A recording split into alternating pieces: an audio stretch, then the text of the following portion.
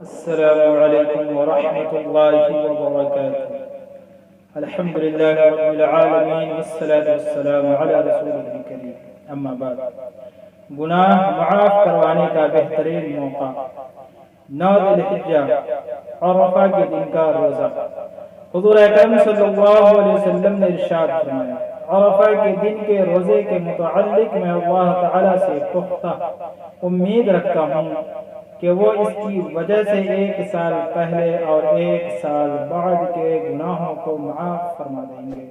صحیح مسلم۔ مذکورہ حدیث سے معلوم ہوا کہ عرفہ کے دن کا روزہ 1 سال پہلے اور 1 سال بعد کے چھوٹے گناہوں کی معافی کا سبب بنتا ہے، لہذا 9 ذی الحجہ کے دن روزہ رکھنے کا اہتمام کریں۔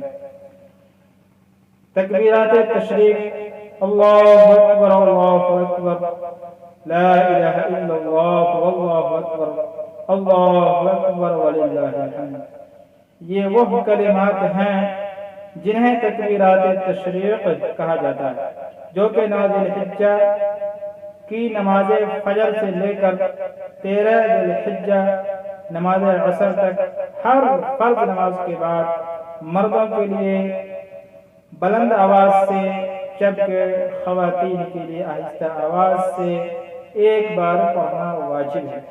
اللہ پاک ہم تمام کو روزہ رکھنے کی اور ہر فرض نماز کے بعد تکبیرات تشریق پڑھنے کی توفیق عطا فرمائے۔ اللہ پاک ہمیں سننے سے زیادہ عمل کی توفیق عطا فرمائے، اور یہ پیغام اپنے